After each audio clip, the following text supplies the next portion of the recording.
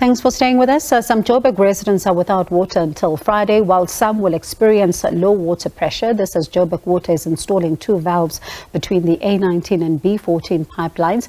The outage impairs 5 booster stations which help pump water from Water's reservoirs to reservoirs which feed suburbs.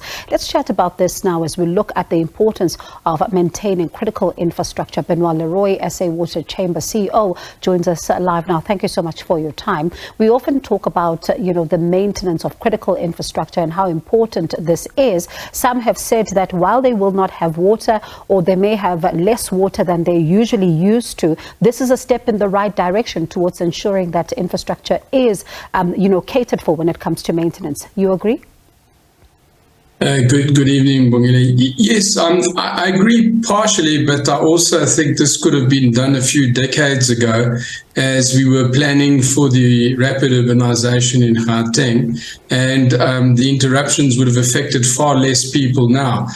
Johannesburg and Gauteng are a lot more populated as they were before. So we mustn't detract from the fact that the Water and Sanitation Master Plan in 2018 talks about 900 billion rand that needs to be invested to give us water security in South Africa. So we are playing a catch-up game. It's good that we are starting to catch up, but it's pretty tough on those who don't have water for a few days, especially in this cold weather. Now, let's talk about something that you've touched on, because that is a huge issue, and that is rapid urbanization. And we hear it often being spoken about by, mayors and some of those in government who talk about how much this is an area of concern. But is it something that is factored in when it comes to the plans at municipal level in particular to be able to deal with some of the challenges we've seen? It's a global phenomenon. So all major urban centers are planning for it. It's a matter of also implementing what is planned. And I think we're quite deficient in South Africa in implementing many things, including energy, as we suffer load shedding stage 6 tonight, after promises of no load shedding. So we are quite reactionary, but Gauteng has grown from 10 to nearly 17.5, 18 million people in a couple of decades. And that's quite rapid, but the amount of energy and water that we have hasn't changed. Mm-hmm. And in the last 10 years, we were supposed to bring on Lesotho Highlands phase 2 and in 2018, and it's not going to happen before 2028 at the moment.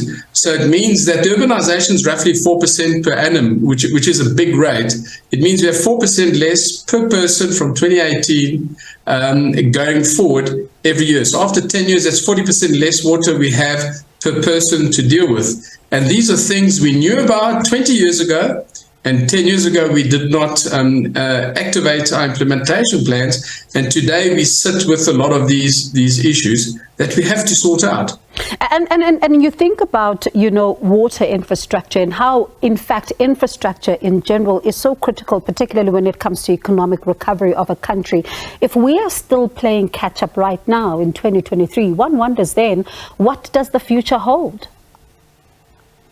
Well, firstly, I haven't lost hope, and I plead with everybody not to lose hope. But 2018, the number was 900 billion in arrears. We are 2023, 5 years later, and we haven't made a real dent in this. It's not a financing issue. It's a matter of packaging things and doing the preparation work, doing the engineering work, the planning work, engaging the communities. And we're only really starting to wake up that we need to do that. And out of all of our metros, the Western Cape, who has its own problems, Cape Town has started and has a very overt water resilience strategy. And but in Gauteng we don't.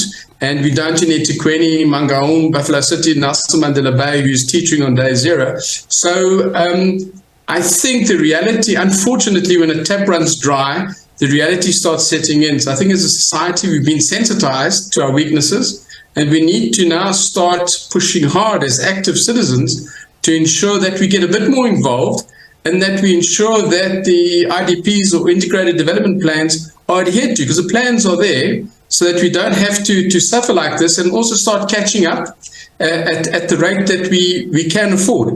And, between the public and private sector, we see huge collaboration happening on the energy and the logistics front. And it's in the policy for the waterfront, so we need to start doing it. But there is a big chasm between national government and policy and local government with implementation, where GDP and water distribution happen.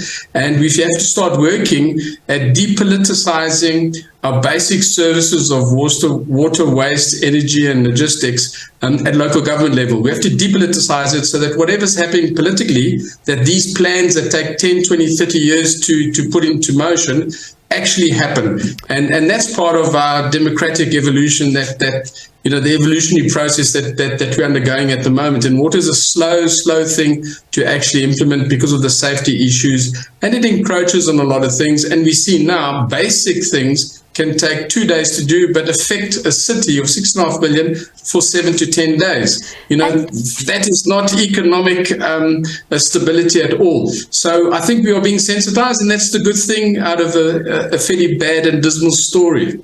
And, you talk about the depoliticization, and one also thinks about just what is happening in councils as well, because if some of these plans are to materialize, we've seen in some of these councils instability, and that also plays at the heart of what we then see when it comes to a lack of infrastructure maintenance or lack of movements in those particular areas.